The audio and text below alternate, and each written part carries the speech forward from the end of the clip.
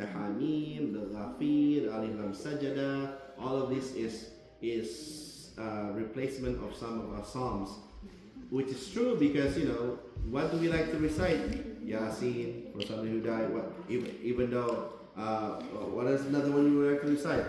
Al-Waqi'ah, like Hamim, those like a whole concept. And then lastly of this hadith, and I want to end it here. The hadith is the last one. After that is the Al-Mufassal, which is 50, Surah 50 to 114, which is Surah Al-Qaf, Al-Dariyat, Rahman, Najm, Qalam, Nun, all the way down to Anas, Kul, Falak, Anas, Ikhlas, Falak, and Anas, all the way till the end. Now the Sahaba didn't know what Mufassal mean. They said like, Ya Rasulullah, ma ma'na al-Mufassal? And Rasulullah said something that is specially given for this ummah. It is our story. It is Mufassal in a linguistic term means VIP, something that's been ahead, something put first. For example, like if we haven't eaten yet, but then it's like, oh, so look, you can go first. Like, or you're important, you come through first. Or dad, you can go first, right? Like you don't have to skip the line. That's Mufassal, let's say. So traditionally, in the old days, in the Islamic school, in the madrasa, especially in Indonesia, like in Gontor and the rest of them, back in the day, people used to memorize Quran from Qaf to An-Nas. But then that got really hard, so they flip it. You do An-Nas first, the first 12, and you go back, you choose Amma, and then you keep going. But then because it's so far away to Qaf, people forgot that was a flip. They did a flip. So then there's like, now when we memorize Quran now, with us as a common for how do we memorize? We start from the back, and then we stop at some point. Like after 12 or 13, after like maybe, whatever. And some of us get lucky, we get Amayat Sa'alun, but that's it. But the goal was to get Qaf to An-Nas, because that's Islam's story. Why is Islam's story? Because what happened in the Islam of the Surah? Lila fi Quraysh, about the Quraysh. About Al-Kawthar, about the Kawthar, about the story of Amayat Sa'alun, about the blind men coming in, Rasulullah turned away, Abasa wa Tawalla. They talk about all kind of things that's happening, that is specifically happening for the Ummah of Muhammad. And Kul Huwallahu Ahad. So here's my suggestion. When Ramadan comes around, I know we start from Baqarah. I know we start from all the 7 long surahs of rules and regulations at night at least, but at least on your own time, find an opportunity to have a story of your own, of what the Quran looked like. Maybe start from the small surah, then have that story for yourself. If we have 114 surah, we should have 114 stories of our own stories.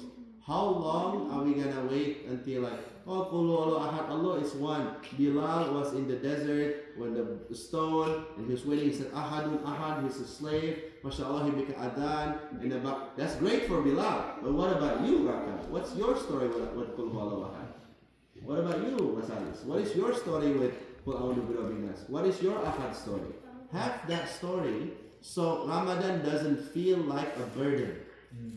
Reading Quran doesn't feel like a burden. That's a trick, right? A trick that we can have.